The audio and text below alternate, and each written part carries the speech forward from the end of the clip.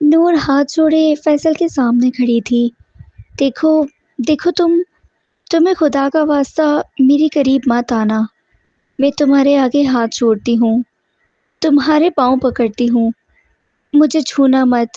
دیکھیں، فیصل لڑکھڑاتے قدموں کے ساتھ اس کے اور قریب ہوتا جا رہا تھا، لیکن وہ پیچھے ہٹتی ہٹتی دیوار کے ساتھ جا لگی تھی۔ نور کا حسن آج فیصل کو پاگل کر رہا تھا۔ کتنے ہی دنوں سے اس کی نظر نور پر تھی، اور آج جیسے ہی اسے موقع ملا وہ نور کے پاس تھا۔ اس کے چہرے پر شیطانی مسکراہٹ تھی، اس کی آنکھ سے شعلے برس رہے تھے۔ نور کو تو اسے دیکھ کر ہی وحشت ہو رہی تھی۔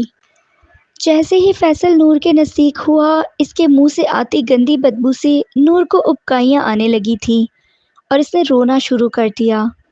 میں ایسی لڑکی نہیں ہوں، خدا کے لیے مجھے چھوڑ دو۔ لیکن فیصل اس وقت اس کی خوبصورتی میں اس قدر پاگل تھا کہ اس کا بس نہیں چل رہا تھا کہ وہ اسے اپنی باہوں میں دبوچ لے۔ جیسے ہی نور دیوار کے ساتھ لگی، وہ اس کے بہت قریب ہوتا گیا۔ اس نے جیسے ہی نور کے گلے سے دوپٹہ اتار کر بیڈ پر پھینکا اور نور کے چہرے پر آئی بالوں کی لٹ کو اپنے ہاتھوں سے پیچھے کرنے لگا۔ نور نے اپنے دونوں ہاتھوں سے اپنے چہرے پر رکھ لیے۔ تبھی فیصل بولا، ارے میری جان، مجھ سے کیوں ڈرتی ہو؟ ویسے بھی تم جیسی ونی میں آئی ہوئی لڑکیوں کے ساتھ ایسے ہی ہوتا ہے، کبھی ایک کے ساتھ اور کبھی دوسرے مرد کے ساتھ۔ اب تمہارا کام تو یہی ہے کہ تم اس گھر میں رہنے والے مردوں کو خوش کرو۔ جیسے جیسے فیصل اس کے بالوں پر ہاتھ پھیر رہا تھا، نور کے سسکیاں بلند ہونے لگی تھی۔ باہر سے گزرتے ہوئے شاہ زیب سائی نے سسکیوں کی آواز سن لی تھی، لیکن وہ حیران تھا کہ یہ فیصل کے کمرے میں کس کے رونے کی آواز ہے۔ جیسے ہی اس نے دروازہ کھولا تو وہ یہ دیکھ کر حیران رہ گیا کہ وہاں تو اس کی اپنی بیوی تھی۔ آج حویلی سے کال آئی تھی اور شاہ زیب بہت خوش تھا۔ واہ، کیا بات ہے، اماں سائی نے مجھے بلایا ہے۔ حالانکہ اتنے عرصے میں کبھی ایسا نہیں ہوا تھا کہ اس کی ماں نے اسے اتنے پیار سے بلایا ہو۔ جبکہ فیصل اور دانش کے ساتھ تو وہ بہت پیار کرتی تھی، لیکن شاہ زیب تو بس صرف اپنے باپ کا ہی لاڈلا تھا۔ لیکن آج وہ بہت خوش تھا اور اسی خوشی میں اس نے اپنا سامان پیک کیا۔ کچھ ہی دن ہوئے تھے کہ اس کے پیپرز ختم ہوئے تھے اور وہ وہاں پر جاب کی تلاش میں تھا۔ حالانکہ اسے جاب کی ضرورت نہ تھی کیونکہ گاؤں میں ان کی زمین اتنی تھی، لیکن وہ چاہتا تھا کہ وہ اپنے پاؤں پر کھڑا ہو۔ جیسے ہی وہ اپنے گاؤں پہنچا، ابھی وہ گاڑی سے اتر ہی رہا تھا کہ گاؤں کا چاچا اسلم بھاگتا ہوا اس کے پاس پہنچا تھا۔ اس کا سانس پھول رہا تھا۔ شاہ زیب ہنسنے لگا۔ کیا ہوا چاچا؟ جب دیکھو تمہیں بھاگنے کی پڑی رہتی ہے، خیریت تو ہے؟ کیا ہو گیا؟ تبھی چاچا اسلم اس سے کہنے لگا، شاہ زیب بیٹا، تم کیوں یہاں آ گئے ہو؟ تمہیں یہاں نہیں آنا چاہیے تھا۔ شاہ زیب کو کچھ سمجھ نہیں آئی۔ کیوں چاچا؟ تم مجھے یہاں آنے سے کیوں منع کر رہے ہو، جبکہ مجھے تو اماں سائی نے اتنے پیار سے بلایا ہے؟ اسلم چاچا ابھی کچھ کہنے ہی والا تھا کہ فیصل اپنی گاڑی میں پہنچ گیا اور شاہ زیب سے مل کر اسے گاڑی میں بیٹھنے کا کہا۔ شاہ زیب چپ چاپ گاڑی میں بیٹھ گیا۔ تبھی شاہ زیب فیصل سے کہنے لگا، خیریت تو ہے؟ اسلم چاچا کچھ کہہ رہا تھا۔ فیصل کچھ بھی نہ بولا، لیکن بہت جلد ہی وہ ایک مجمع کے پاس پہنچا۔ وہ حیران تھا کہ یہ سب کیا ہو رہا ہے۔ یہ تم مجھے کہاں لے آئے ہو؟ کیا ہوا ہے؟ یہاں تو پنچایت لگی ہے، خیریت تو ہے؟ فیصل نے کہا، تم آؤ تو صحیح۔ جیسے ہی وہ پنچایت میں بیٹھے ہوئے ان لوگوں کے پاس پہنچا تو سامنے کیا دیکھتا ہے کہ دو لاشیں پڑی ہوئی ہیں اور اس کی ماں ایک لاش کے پاس کرسی پر بیٹھی رو رہی ہے، اور وہیں پر دوسری لاش کے پاس ایک لڑکی بیٹھی روئی جا رہی تھی۔ وہ اماں سائی کے پاس آیا اور حیران ہو کر ادھر ادھر دیکھ ہی رہا تھا کہ وہ بول پڑی، میرا بیٹا آ گیا ہے، میں اب اس لڑکی کو نہیں چھوڑوں گی۔ اس سے میرے بیٹے دانش کو مارا ہے، میں اسے کبھی بھی معاف نہیں کروں گی۔ یہ لڑکی ونی ہو کر میرے بیٹے شاہزیب کے نکاح میں آئے گی اور ساری عمر اس حویلی کی خدمت کرے گی۔ تبھی وہ لڑکی اٹھی اور رو کر کہنے لگی، ایسا کچھ نہیں ہونے والا، میں کسی بھی صورت نکاح نہیں کروں گی۔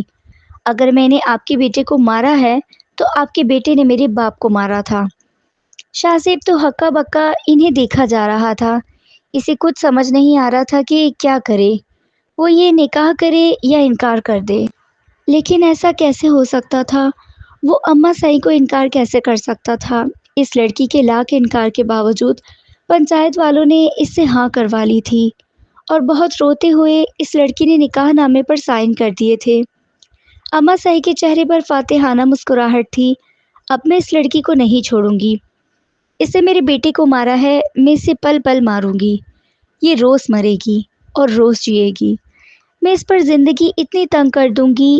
وہ یہ سب سن رہا تھا۔ اماں سائی ساتھ ساتھ روئے جا رہی تھی اور ساتھ ساتھ اسے باتیں سنائے جا رہی تھی۔ شاہزیب بھی دانش کی لاش کو دیکھ کر رونے لگا۔ وہ اپنے بھائیوں سے بہت پیار کرتا تھا۔ وہ لوگ حویلی آئے تھے اور نور بھی ساتھ ہی آئی تھی۔ سب سے پہلے شاہزیب اپنے بابا سائی کے پاس گیا تھا۔ 1 سال ہوا وہ کومے میں تھے۔ وہ ان کے پاس بیٹھ گیا۔ اپنے ابا سائی کو اس حالت میں دیکھ کر اس کی آنکھوں سے آنسو آنے لگے۔ پچھلے 1 سال سے وہ اسی حالت میں تھے۔ وقت جیسے تھم سا گیا تھا۔ وہ بستر پر بے حس و حرکت لیٹے تھے، آنکھیں بند، سانسیں مشینوں کے سہارے چل رہی تھی۔ شاہزیب جب بھی گاؤں آتا تھا تو ان کے پاس گھنٹوں بیٹھ کر باتیں کرتا تھا۔ ان کی انگلیاں پکڑتا اس امید پر کہ شاید ان میں کوئی حرکت ہو، مگر یہ تو بس امید ہی تھی۔ کافی دیر ان کے پاس بیٹھنے کے بعد وہ اپنے کمرے میں چلا گیا تھا۔ نور نے حویلی میں قدم رکھا تو وہ تھر تھر کانپنے لگی۔ رو رو کر اس کی آنکھیں سرخ ہو گئی تھیں۔ کتنے وسوسے اس کے دل میں آ رہے تھے، پتہ نہیں میرے ساتھ کیا ہوگا، یہ لوگ میرے ساتھ کیا سلوک کریں گے۔ وہ بہت ڈرپوک تھی۔ اس دنیا میں سوائے اس کے باپ کے اس کا اور کوئی سہارا نہیں تھا۔ ماں تو بہت پہلے ہی فوت ہو چکی تھی اور اس کے باپ نے اسے ماں اور باپ دونوں کا پیار دیا تھا۔ بہت پیار سے اس کے باپ نے اسے پالا تھا۔ وہ ابھی صرف 17 سال کی تھی، بہت ڈرپوک تھی، لیکن بہت خوبصورت بھی تھی۔ جب اس کا باپ زندہ تھا تو اسے اپنی بیٹی کی بڑی فکر ہوتی تھی۔ ہمیشہ وہ نور کو گھر سے باہر نکلنے سے منع کرتا تھا۔ باپ کے مر جانے کے بعد اس کے پاس اور کوئی سہارا نہیں تھا۔ دور کے رشتہ دار تھے، لیکن وہ تو کبھی بھی حویلی والوں سے مقابلہ نہیں کر سکتے تھے۔ نور کی قسمت میں یہی تھا کہ وہ اپنی زندگی اب حویلی میں ہی گزارے گی۔ حویلی پہنچتے ہی اماں سائی نے اسے باقی نوکرانیوں کے ساتھ کھڑا کر دیا۔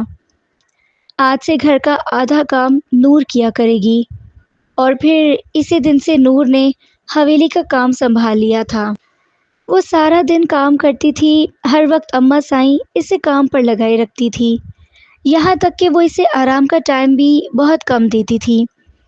لیکن جیسے ہی اپنے کمرے میں جاتی تو خالہ رشیدہ کی بیٹی صبا، جو اپنی ماں رشیدہ کے ساتھ حویلی میں ہی رہتی تھی اور حویلی کے کام کاج کرتی تھی، وہ اس کا کافی خیال رکھنے لگی تھی۔ جب بھی اماں سائی آرام کرنے کمرے میں جاتی، صبا اسے بھی آرام کرنے کا کہتی اور پھر خود اس کا کام کرنے لگتی۔ وہ نور سے 3 سال ہی بڑی ہوگی، آج بھی نور صبح سے کام میں مصروف تھی۔ اماں سائی دیکھ رہی تھی کہ وہ کتنی تھکی تھکی سی ہے، لیکن اب بھی ان کا دل نہیں بھرا تھا۔ حالانکہ آج اس نے صفائی کرتے ذرا دیر لگا دی تھی تو اماں سائی نے اسے بہت مارا تھا۔ اس کی پیٹھ پر زخم کے نشان تھے۔ جب اس نے ہاتھ پیٹھ پر رکھا تو اماں سائی نے ایک اور ڈنڈا مارا تھا جو اس کے ہاتھ کو زخمی کر گیا تھا۔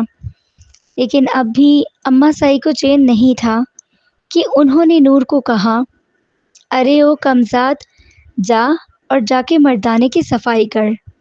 نور نے گھبرا کر اماں سائی کو دیکھا۔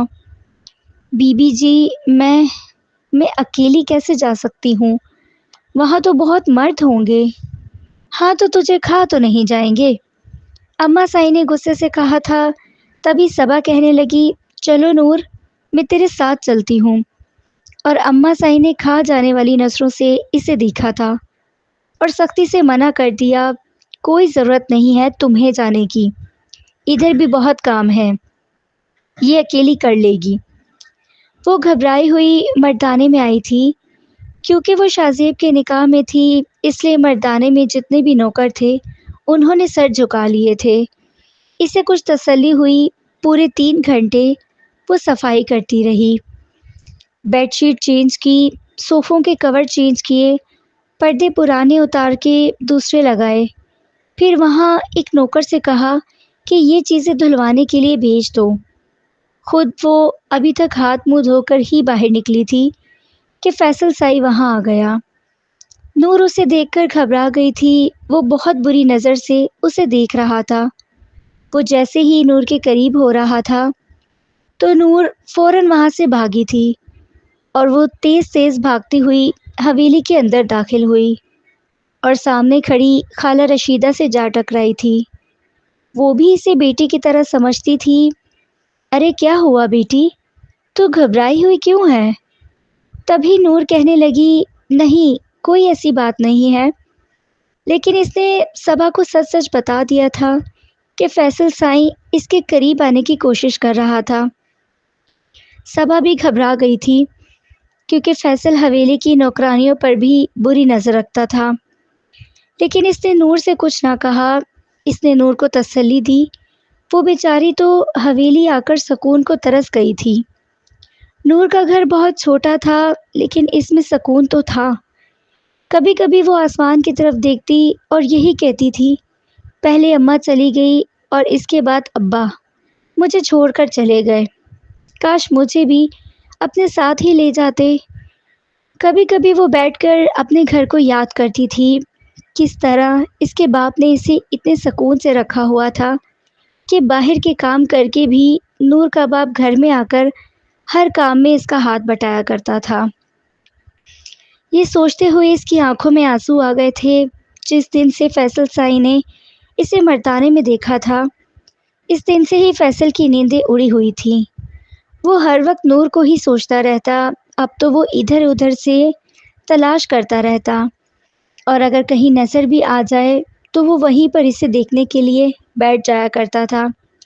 اسے یہ بھی خیال نہیں تھا کہ نور کے ساتھ اس کا رشتہ کیا ہے۔ اسے تو یہی سمجھتا تھا کہ یہ وینی میں آئی ہوئی لڑکی ہے، اس پر شاذیب کے علاوہ میرا بھی حق ہے۔ نور نے بہت جلد حویلی کے سارے کام سیکھ لیے تھے۔ شاذیب سائی آج کل یہی تھا، جب سے آیا تھا وہ بس یا تو زمینوں پر چلا جاتا یا اپنے بیمار باپ کے پاس بیٹھ جایا کرتا تھا۔ اسے تو یہ بھی ہوش نہ تھی کہ اس کے نکاح میں آئی ہوئی لڑکی کہاں ہے اور اس کا کیا حال ہے، اور وہ تو اس بات سے بھی اماں سائی سے خفا تھا کہ اتنے دور سے اسے بلانے کی کیا ضرورت تھی۔ یہاں پر فیصل بھی تو تھا، وہ اس کے ساتھ بھی تو نکاح کروا سکتی تھی۔ مگر اماں سائی بڑی خوش تھی اور سوچ رہی تھی کہ فیصل کے لیے تو میں کوئی اچھی سی لڑکی لاؤں گی، کوئی بڑے گھر سے، اور ان کی نظر ساتھ والے گاؤں کے احمد سائی کی بیٹی پر تھی۔ گھنے درختوں سے ڈھکا ہوا گاؤں جہاں وقت تھم سا گیا تھا، کچے راستے، چھوٹی چھوٹی جھونپڑیاں اور بیچوں بیچ ایک عظیم الشان حویلی جسے دور سے دیکھتے ہی دل میں روب بیٹھ جاتا تھا۔ یہ حویلی یوسف سائی کی تھی اور اسے حویلی کا اکلوتا چراغ تھا شاذیب۔ شاذیب کا باپ سائی یوسف ایک نہایت رحم دل اور خدا ترس انسان تھا۔ اگر کوئی گاؤں والا بھوکا ہوتا تو سب سے پہلے سائی یوسف کے در پر دستک دیتا۔ اگر کسی کے کھیتوں میں فصل برباد ہو جاتی تو سائی یوسف بغیر کوئی احسان جتائے اس کی مدد کرتا۔ غریبوں کے علاج سے لے کر ان کی بیٹیوں کی شادی تک ہر کام میں سائی یوسف پیش ہوتا۔ ایسے نیک دل انسان کے گھر اللہ نے ایک بیٹے کی نعمت عطا کی تھی، جس کا نام شاذیب رکھا گیا۔ شاذیب اپنے والدین کا آنکھوں کا تارا تھا۔ اس کی ہنسی پوری حویلی میں گونجتی تھی۔ اس کی معصوم شرارتیں ہر کسی کے چہرے پر مسکراہٹ بکھیر دیتی۔ مگر قدرت کو کچھ اور ہی منظور تھا۔ جب شاہ زیب کی عمر 5 سال ہوئی تو ایک قیامت ٹوٹ پڑی۔ اس کی ماں رخسانہ بیگم، جو گاؤں کی سب سے حسین عورت کہلاتی تھی، ایک دن شدید بیمار پڑ گئی۔ ابتدا میں سب نے سوچا کوئی عام بخار ہوگا، مگر جب بخار نے کئی دنوں تک رخسانہ بیگم کا ساتھ نہ چھوڑا تو سائیں یوسف بے چین ہو گیا۔ دوا دارو کی گئی، حکیموں کو بلایا گیا، شہر سے بڑے بڑے ڈاکٹر بھی حویلی میں آئے، مگر قسمت کی لکیر کو کوئی مٹا نہیں سکا۔ ایک رات جب چاندنی اپنے جوبن پر تھی، رخسانہ بیگم نے آخری سانس لی اور وہ اس دنیا سے چل بسی۔ شاہ زیب کو کچھ سمجھ نہ آئی۔ وہ ماں کی چارپائی کے گرد پھرتا رہا، کبھی ان کے ہاتھوں کو ہلاتا، کبھی ان کے چہرے کو چھوتا۔ اماں اٹھو نا، اماں مجھے نیند آ رہی ہے، وہ روتے ہوئے کہتا رہا، مگر رخسانہ بیگم کی آنکھیں بند تھیں اور چہرے پر ایک عجیب سی سکون بھری مسکراہٹ تھی۔ یوں لگتا تھا جیسے وہ دنیا کے تمام دکھ دردوں سے آزاد ہو چکی ہو۔ پورے گاؤں میں صف ماتم بچھ گیا تھا۔ گاؤں کی عورتیں حویلی کی طرف دوڑتی آئیں، ہر آنکھ اشکبار تھی۔ سائیں یوسف، جو ہمیشہ صبر اور ہمت کی مثال رہا تھا، اس دن ٹوٹ گیا۔ بڑی مشکل سے اس نے اپنے آنسو چھپاتے ہوئے اس نے شاہ زیب کو سینے سے لگایا۔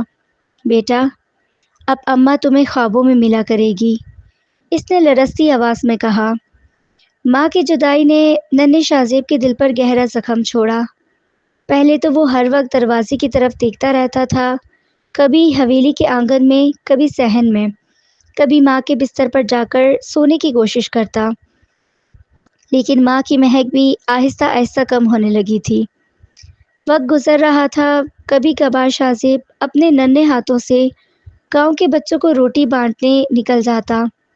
سائیں یوسف اکثر اپنی حویلی سے نکل کر گاؤں میں جاتا اور شاہ زیب کو بھی ساتھ لے جاتا تھا اور کہتا، بیٹا یہ زمین اللہ کی امانت ہے اور یہ لوگ ہماری ذمہ داری ہیں۔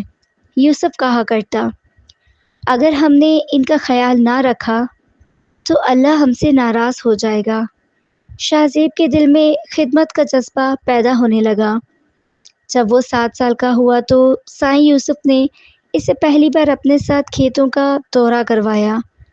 بڑے سائیں جی کے ساتھ کھیتوں میں جانا شاہ زیب کے لیے کسی مہم سے کم نہ تھا۔ گاؤں کے کسان احترام سے جھک کر سائیں جی کو سلام کرتے تھے اور یوسف محبت سے ان کے کندھے پر ہاتھ رکھ کر پوچھتا، سب خیریت ہے نا؟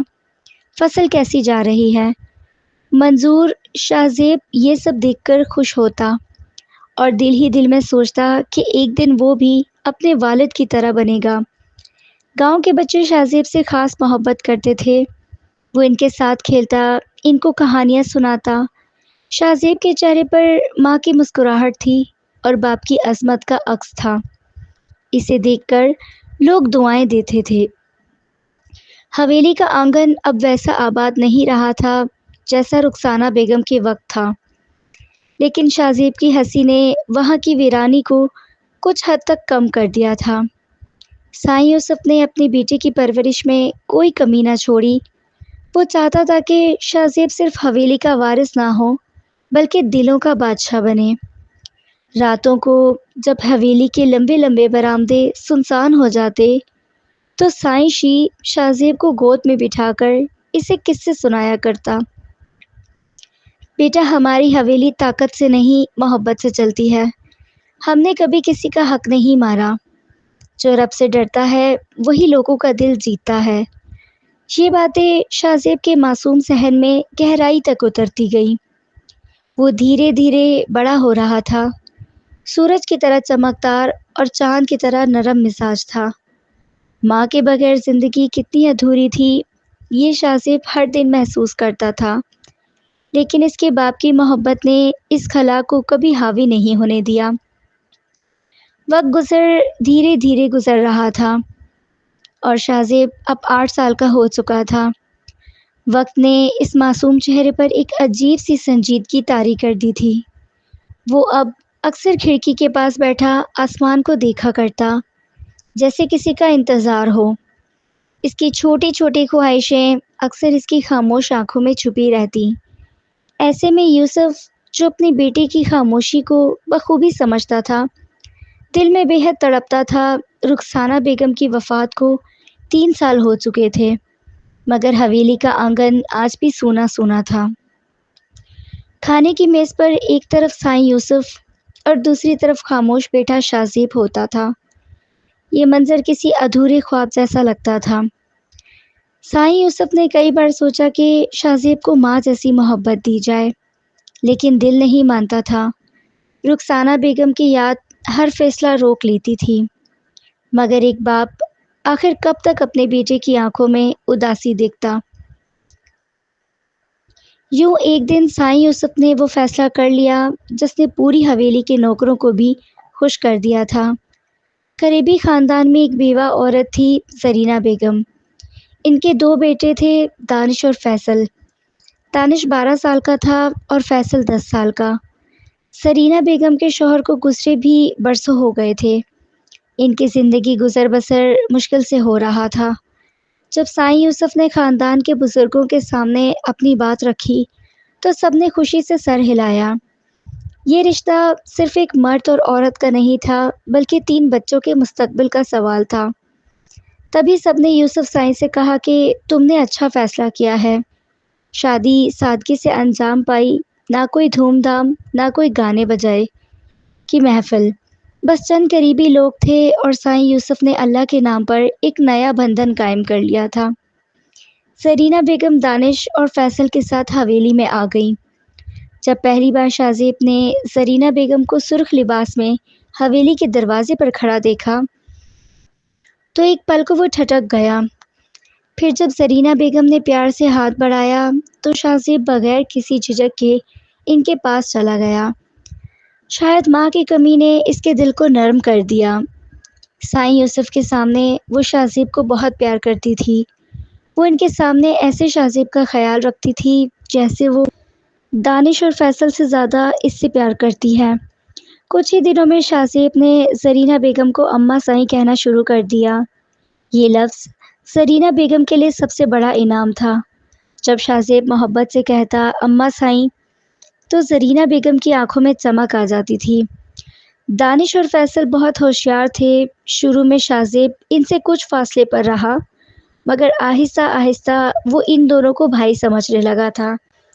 لیکن دانش اور فیصل تو اسے کچھ خاص پسند نہ کرتے تھے۔ وہ تینوں کبھی باغیچے میں دوڑ لگاتے، کبھی دریا کے کنارے جا کر مچھلیاں پکڑنے کی کوشش کرتے۔ ان کے کہے اب حویلی کی سنسان دیواروں سے ٹکرا کر گونجنے لگے تھے۔ حویلی میں پھر سے زندگی لوٹ آئی تھی۔ یوسف سائیں اب اکثر اللہ کا شکر ادا کرتا۔ اسے لگتا تھا کہ رخسانہ بیگم کی دعاؤں کا نتیجہ تھا کہ شاذیب کو دوبارہ محبت ملی تھی۔ لیکن یہ محبت نہیں تھی، یہ تو دکھاوا تھا جو اماں سائیں شاذیب کے ساتھ کرتی تھی۔ وقت یوں ہی گزرتا گیا۔ یوسف سائیں سمجھتا تھا کہ اس کی بیوی نے شاذیب کو بھی اپنے بیٹوں کی طرح پیار دیا ہے۔ اس کی آنکھوں کو جو کچھ دکھائی دیتا وہ ایک دکھاوا تھا، لیکن سچائی ان کی نظروں سے چھپی ہوئی تھی۔ اماں سائیں کی محبت صرف دانش اور فیصل تک محدود تھی۔ شاذیب کے حصے میں صرف ظاہری شفقت آئی تھی۔ شاذیب چھوٹی چھوٹی خوشیوں پر ہی شکر ادا کر لیتا تھا۔ وہ اماں سائیں کے ہلکے ہاتھ سے دیے گئے پیار کو بھی دل سے قبول کرتا۔ جب اماں سائیں دانش اور فیصل کو لپٹا کر چومتی تھیں تو شاذیب دور کھڑا ہو کر مسکرا دیتا، جیسے وہ بھی اس محبت کا حصہ ہو۔ مگر سچائی یہی تھی کہ زرینہ بیگم نے کبھی شاذیب کو اپنے دل سے نہیں اپنایا تھا۔ ان کی ساری چاہت، ساری دعائیں صرف دانش اور فیصل کے لیے تھیں۔ وہ چاہتی تھی کہ ان کے اپنے بیٹے آگے بڑھیں، زمینوں کے وارث بنیں، اور شاذیب بس ان کے بیٹوں کی خدمت کرے۔ سائیں یوسف اپنی سادگی میں کچھ نہ سمجھ سکا۔ وہ دن رات حویلی اور زمینوں کے کاموں میں مصروف رہتا اور اپنی بیوی پر پورا بھروسہ رکھتا۔ دوسری طرف وہ خاموشی سے اپنا رنگ دکھا رہا تھا۔ دانش اور فیصل بگڑتے جا رہے تھے۔ تعلیم میں ان کی کوئی دلچسپی نہ رہی۔ ان کا دل صرف زمینوں کی نگرانی میں تھا۔ وہ بھی صرف دبدبا دکھانے کے لیے۔ دانش کو تو پڑھائی سے شروع سے ہی چڑ تھی۔ جب بھی استاد نصیحت کرتا تو وہ مذاق اڑاتا۔ فیصل بھی بڑے بھائی کی نقل کرتا تھا، یوں اسکول کی بجائے دونوں اکثر کھیتوں کا رخ کرتے۔ زمینوں پر جا کر مزدوروں پر رعب جمانا انہیں اچھا لگتا تھا۔ دانش اور فیصل کی زبانیں تیز ہو چکی تھی۔ گاؤں کے چھوٹے لوگوں سے بدتمیزی کرنا ان کا معمول بن چکا تھا۔ ان کے لہجے میں غرور اور بدنظمی نمایاں ہو گئی تھی۔ وہ خود کو حویلی کا مالک سمجھنے لگے تھے، حالانکہ ابھی تک سب کچھ یوسف سائیں کے نام تھا۔ دوسری طرف شاہ زیب اپنی دنیا میں مگن تھا۔ اس نے اماں سائیں کے سرد رویے کو کبھی دل پر نہ لیا، اسے بس اپنے ابا سائیں کی خوشی عزیز تھی۔ وہ دن رات محنت کرتا تھا، کتابیں اس کی سہیلیاں تھی، قلم اس کا ہتھیار تھا، خواب اس کی آنکھوں کی روشنی تھے۔ شاہ زیب جانتا تھا کہ علم ہی وہ راستہ ہے جو اسے کامیابی کی طرف لے جائے گا۔ وہ اکثر درخت کے نیچے بیٹھ کر کتابیں پڑھتا اور سوچتا کہ ایک دن وہ اپنے ابا سائیں کا فخر بنے گا۔ یوسف سائیں کو اپنے بیٹے پر بے پناہ فخر تھا۔ وہ جب بھی شاہ زیب کو کتابوں میں مگن دیکھتا تو دل ہی دل میں دعا کرتا، یا اللہ میرے بیٹے کو ہمیشہ سرخرو رکھنا۔ مگر یہ سب خواب تب دھندلانے لگے جب دانش اور فیصل کی حرکتیں سامنے آتی۔ کبھی زمینوں سے ناجائز اناج اٹھوا لینا، کبھی مزدوروں کی اجرت روک دینا، کبھی گاؤں کے کسی غریب پر بیجا ظلم کر دینا۔ یہ سب باتیں اب معمول بن چکی تھی۔ اماں سائیں آنکھیں بند کر لیتی تھی۔ ان کے نزدیک دانش اور فیصل جو بھی کرتے وہ درست تھا۔ انہیں ان حرکتوں میں کوئی برائی نظر نہ آتی۔ یوسف کئی بار دانش اور فیصل کو سمجھانے کی کوشش کرتا، مگر زرینہ بیگم ہمیشہ اپنے بیٹوں کا دفاع کرتی۔ سائیں جی بچے ہیں، تھوڑا بہت لڑکپن ہے، ٹھیک ہو جائے گا، وہ مسکرا کر کہتی اور بات دب جاتی۔ دانش اور فیصل کا بگاڑ دن بدن بڑھتا گیا۔ ان کی زبان میں تلخی، رویے میں سختی اور دل میں غرور آتا گیا۔ شاہ زیب ان سب چیزوں سے دور رہتا۔ وہ جانتا تھا کہ سچائی، محنت اور عاجزی ہی انسان کو عزت دیتی ہے۔ وہ اماں سائیں کے سلوک سے دکھی ضرور ہوتا، مگر شکایت کبھی زبان پر نہ لاتا۔ کبھی کبھی وہ خاموشی سے اپنے ابا سائیں کے پاس بیٹھ جایا کرتا اور پھر شاہ زیب سوچتا، میرے بابا سائیں ہی میری دنیا ہے، ان کی دعا میرے لیے کافی ہے۔ دانش اور فیصل کی عادتیں اب صرف زمینوں تک محدود نہ رہی تھی، وہ گاؤں میں بھی اپنے دھاک بٹھانے لگے تھے۔ چھوٹے موٹے جھگڑوں میں ہاتھ اٹھانا، طاقتور لوگوں سے دوستی اور کمزوروں پر ظلم کرنا ان کا وتیرہ بن گیا تھا۔ شاہ زیب نے کئی بار دانش اور فیصل کو سمجھانے کی کوشش کی، مگر بدلے میں طنز، حقارت اور تمسخر سنا۔ کتابوں کے کیڑے ہمیں نہ سمجھاؤ، ہم جانتے ہیں کہ دنیا کیسے چلتی ہے، دانش اکثر ہنستے ہوئے کہتا۔ فیصل بھی بھائی کی ہاں میں ہاں ملاتا۔ شاہ زیب دل محسوس کر کر رہ جاتا، مگر وہ جانتا تھا کہ برداشت ہی اس کی سب سے بڑی طاقت ہے۔ وقت اسی طرح اپنے رفتار سے چلتا رہا، دن گزرتے گئے، مہینے بیتے گئے اور سالوں کی گرد آہستہ آہستہ حویلی کی دیواروں پر جمتی گئی۔ یوسف سائیں اب بوڑھا ہونے لگا تھا، اس کے بالوں میں چاندی اتر آئی تھی، چہرے کی جھریاں اس کی محنتوں اور فکروں کی گواہی دیتی تھی، مگر اس کی آنکھوں کی چمک اب بھی ویسی تھی، بیٹے پر اعتماد کی چمک۔ حویلی کی فضا میں ایک انجانی سی بے چینی تھی، زمینیں اب پہلے جیسی زرخیز نہ رہیں، مزدوروں میں بددلی بڑھنے لگی تھی۔ یوسف سائیں بہت کچھ دیکھ رہا تھا، مگر اس کے دل میں امید کی آخری شمع جل رہی تھی۔ شاہ زیب کی روشن مستقبل کی امید اب بھی باقی تھی۔ وقت کے ساتھ ساتھ یوسف سائیں کی آنکھوں سے پردے اٹھنے لگے تھے، زندگی کی تلخ حقیقتیں اب دھندلے منظر کی طرح صاف دکھائی دینے لگی تھی۔ شاہ زیب کی خاموشی، اس کی محنت اور اس کی برداشت نے یوسف سائیں کے دل کو جھنجھوڑ کر رکھ دیا تھا۔ اسے احساس ہونے لگا تھا کہ اس نے ایک بہت بڑی غلطی کی ہے۔ دانش اور فیصل کو اپنی آنکھوں کے سامنے بگڑتے دیکھ کر وہ اندر سے ٹوٹنے لگا تھا۔ شاہ زیب کی معصوم آنکھوں میں اس نے وہ خواب دیکھے تھے جو ایک وقت میں اس کے اپنے خواب تھے۔ اب شاہ زیب شہر چلا گیا تھا، یہ بھی یوسف سائیں کا فیصلہ تھا۔ ایک شام جب دھوپ ماند پڑ رہی تھی اور حویلی کے صحن میں ہلکی سی خنگی تھی، یوسف نے زرینہ کو اپنے پاس بلایا۔ زرینہ بیگم چہرے پر مصنوعی مسکراہٹ سجائے اس کے پاس آ کر بیٹھی تھی۔ زرینہ، یوسف کی آواز میں کمزوری اور درد تھا، میں سوچتا ہوں کہ اب وقت آ گیا ہے کہ ہم اپنے فیصلے درست کریں۔ میری جائیداد، میری زمینیں، سب کچھ حازیب کے نام ہونا چاہیے۔ زرینہ بیگم کا دل دہل گیا، چہرے پر ہلکی سی لرزش دوڑ گئی، مگر اس نے خود کو سنبھال لیا۔ مسکراتے ہوئے بولی، سائیں جی، آپ جو مناسب سمجھے، لیکن آپ آرام کریں، ابھی ان باتوں کا وقت نہیں ہے۔ یوسف نے تھکی ہوئی نظروں سے اسے دیکھا۔ اسے زرینہ کی ہمدردی میں ایک عجیب سی بناوٹ محسوس ہوئی، مگر وہ اپنے دل کا بوجھ ہلکا کر چکا تھا۔ اگلی صبح یوسف کی طبیعت عجیب طرح کی بگڑنے لگی۔ اسے ہلکا سا بخار تھا جو دنوں میں شدت اختیار کر گیا۔ زبان لڑکھڑانے لگی، ہاتھ کانپنے لگے اور آنکھوں کی روشنی مدھم ہونے لگی۔ زرینہ بیگم نے ڈاکٹر بلائے، مگر حالت تیزی سے بگڑتی چلی گئی۔ ایک شام یوسف بے ہوش ہو گیا اور ہسپتال منتقل کر دیا گیا۔ ڈاکٹروں نے تشخیص کی، دماغی شریان پھٹ گئی ہے، مریض کومے میں جا چکا ہے۔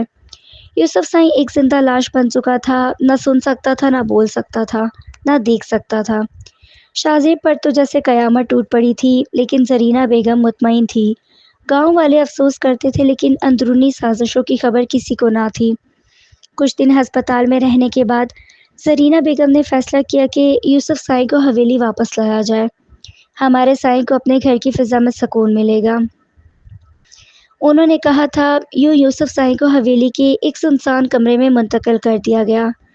کمرے کی کھڑکیاں ہمیشہ بند رہتی، روشنی دھندلی اور ہوا بوجھل سی ہوتی جا رہی تھی۔ ایک نرس روزانہ صبح و شام آتی، مگر باقی وقت صرف تنہائی سائیں یوسف کا مقدر تھی۔ شازیب کا دل یہ منظر دیکھ کر روتا تھا۔ وہ اپنے بابا سائیں کے ہاتھ تھام کر دیر تک بیٹھتا، ان کی بے جان پلکوں پر بوسہ دیتا اور دھیرے سے سرگوشی کرتا۔ بابا سائیں، میں آپ کے لیے دعا کرتا ہوں، آپ جلدی ٹھیک ہو جائیں۔ مگر یوسف سائیں بے حس پڑا رہتا، نہ کوئی رد عمل، نہ کوئی جنبش، نہ زرینہ بیگم نے حویلی کے نظام پر مکمل گرفت مضبوط کر لی تھی۔ دانش اور فیصل کھلے عام زمینوں پر حکمرانی کرنے لگے تھے۔ گاؤں کے لوگ اب خوف سے سر جھکاتے تھے، حق اور انصاف حویلی سے رخصت ہو چکے تھے۔ شازیب خاموشی سے یہ سب دیکھ رہا تھا۔ ان دنوں اس کی لاسٹ سیمسٹر چل رہا تھا، وہ شہر واپس چلا گیا۔ حویلی میں خاموشیوں کا راج تھا۔ یوسف سائیں اب بھی کمرے میں بے سود پڑے تھے۔ زرینہ بیگم اپنی دنیا میں مگن تھی اور دانش اور فیصل زمینوں کی دیکھ بھال کے نام پر گاؤں بھر میں اکڑتے پھرتے تھے۔ شازیب کتابوں میں دل لگائے اپنی دنیا بسائے ہوئے تھا۔ دانش جو زرینہ کا لاڈلا تھا، اب بالکل بگڑ چکا تھا۔ اسے نہ بڑوں کا لحاظ تھا، نہ چھوٹوں پر رحم۔ زمینوں پر جاتے ہوئے وہ اکثر مزدوروں پر غصہ نکالتا، انہیں گالیاں دیتا اور مار پیٹ بھی کرتا۔ ایک دن سورج پوری آب و تاب سے چمک رہا تھا، ہوا میں عجیب سی تپش بھری ہوئی تھی۔ دانش زمینوں کی طرف نکلا، گاؤں کے ایک پرانے مزدور بشیر کو دیکھا کہ وہ کھیتوں میں ہل چلا رہا تھا، مگر تھکن سے نڈھال ہو چکا تھا۔ اس کے ہاتھ کانپ رہے تھے، پسینے سے شرابور تھا، ایسا لگ رہا تھا کہ اب مزید کام کرنا ممکن نہیں۔ وہ کام کرتے کرتے رک گیا۔ دانش آگ بگولا ہو گیا۔ او بشیر، کام چھوڑ کر کیوں بیٹھا ہے؟ زمین ہماری ہے، تمہارے باپ کی نہیں، دانش نے زور سے دھاڑتے ہوئے کہا۔ بشیر نے کانپتے ہوئے سر اٹھایا۔ سائیں جی، بس ذرا سانس لینے کو رکا تھا، گرمی بہت ہے، جان نکل رہی ہے۔ دانش کا پارا اور چڑھ گیا، وہ آگے بڑھا اور بشیر کو دھکا دیا۔ بشیر زمین پر جا گرا، لوگ دیکھنے لگے مگر کوئی ہمت نہ کر سکا کہ بیچ میں بولے۔ بشیر نے بمشکل اپنے آپ کو سنبھالا تھا۔ سائیں، میں نے کوئی گستاخی نہیں کی، بس تھوڑا دم لے رہا تھا۔ اس کی آنکھوں میں عاجزی تھی، مگر دانش کو انسانیت سے کیا واسطہ تھا۔ اس نے قریب پڑی لکڑی اٹھائی اور بشیر پر بے تحاشا وار کرنے لگا۔ بشیر چیخا کراہا، مگر دانش پاس نہ آیا۔ بالآخر بشیر بے ہوش ہو کر زمین پر گرا، اس کا سارا جسم خون میں لت پت ہو چکا تھا۔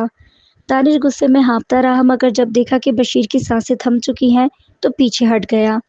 اسی لمحے ایک چیخ گونجی۔ نور، بشیر کی جوان بیٹی، جو قریب ہی دوسرے کھیت میں کام کر رہی تھی، سب کچھ دیکھ چکی تھی۔ وہ دوڑتی ہوئی آئی، اس کے ہاتھ میں ایک بھاری پتھر تھا۔ ابا!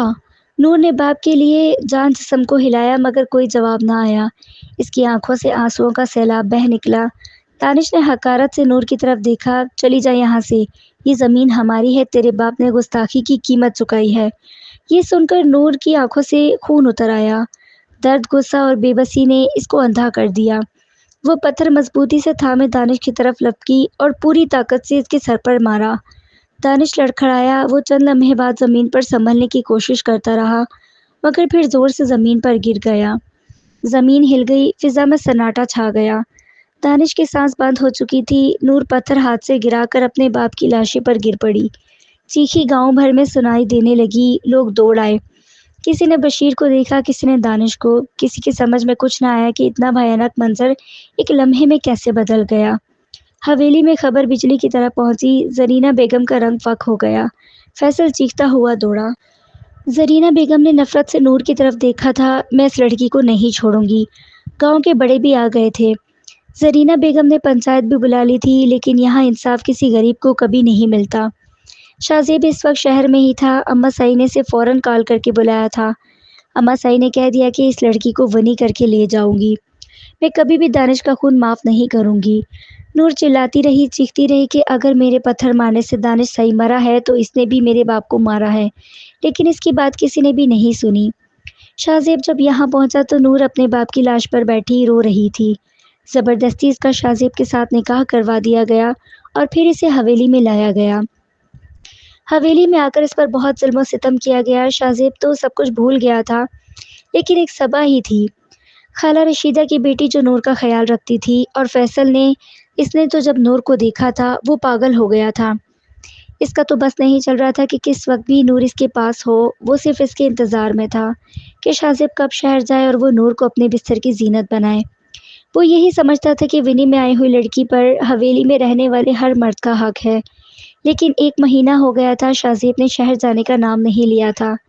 فیصل کی شدت بڑھتی جا رہی تھی۔ جیسے ہی فیصل کو معلوم ہوا کہ شاہ زیب زمینوں پر جا رہا ہے، اس دن اماں سائی کی طبیعت بھی خراب تھی اور وہ اپنے کمرے میں آرام کر رہی تھی۔ فیصل نے کام کرنے والی کو کچھ پیسے دی اور اسے کہا کہ نور کو مہمان خانے میں بھیج دو اور اسے کہنا کہ اماں سائی بلا رہی ہے۔ نور جیسے ہی مہمان خانے میں آئی، فیصل جو دروازے کے پیچھے کھڑا تھا، اس نے فوراً دروازہ بند کر دیا۔ اس وقت وہ نشے میں تھا، اس کے قدم لڑکھڑا رہے تھے، لیکن دروازہ بند کرتے ہوئے وہ کنڈی لگانا بھول گیا تھا۔ اس نے نور کو بہت تنگ کیا۔ شاہ زیب جو زمینوں پر جا رہا تھا، جاتے ہوئے وہ اپنا موبائل گھر بھول گیا تھا۔ آدھے راستے سے واپس آیا۔ جیسے ہی وہ اس کمرے کے پاس سے گزرا تو اسے سسکیوں کی آواز سنائی دی۔ اس نے فوراً سے دروازہ کھولا تو سامنے نور کھڑی تھی۔ یہ منظر دیکھ کر شاہ زیب کا خون کھولنے لگا۔ اس نے زوردار تھپڑ فیصل کے منہ پر مارا تھا۔